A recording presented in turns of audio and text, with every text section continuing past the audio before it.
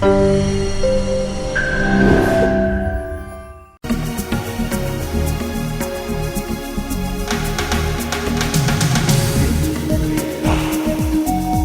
7 août 1960, sous Félix Houphouët-Boigny, premier président de la Côte d'Ivoire, le pays accède à son indépendance.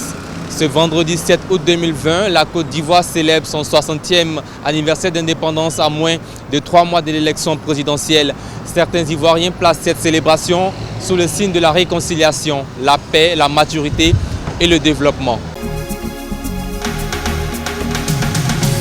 Le 60e anniversaire, on doit le placer sous le signe de la réconciliation, l'entente. Et pour cette élection qui va bientôt commencer, je pense que nous devons nous unir nos forces pour que tout se passe bien, pour ne pas qu'il n'y ait de crise. Voilà, rien que la paix. Sous le signe de la réconciliation, la paix, voilà, parce que la Côte d'Ivoire a vécu beaucoup de difficultés. Et je pense que ces 60 ans, cette fête-là, nous voulons la paix et la réconciliation. Nous plaçons donc cette grande fête sous le signe de la maturité, je peux dire, des populations ivoiriennes qui ont compris un certain nombre de choses. C'est que la Côte d'Ivoire est un pays qui vient de loin. Après plusieurs perspectives plus ou moins bonnes, se retrouve aujourd'hui sur le chantier du travail. Ce qui est à noter, c'est cet engagement populaire, c'est cet élan collectif adopté par l'ensemble des populations qui vise à tout mettre en œuvre pour préserver les acquis du pays. Personnellement, je place ça sous le signe du développement. En Côte d'Ivoire, depuis 1960, plusieurs présidents et gouvernements se sont succédés.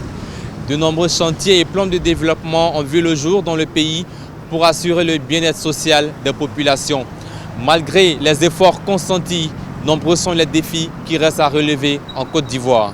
Le défi qui reste à relever, c'est quand même dans plusieurs domaines, c'est-à-dire le domaine de l'éducation, le domaine de la santé, parce que vous voyez un peu nos infrastructures sanitaires, quand même c'est un peu crépé, donc je pense qu'il faut quand même renforcer ça, il faut renforcer nos enseignements qui sont souvent pas en adéquation avec le terrain, c'est-à-dire l'emploi.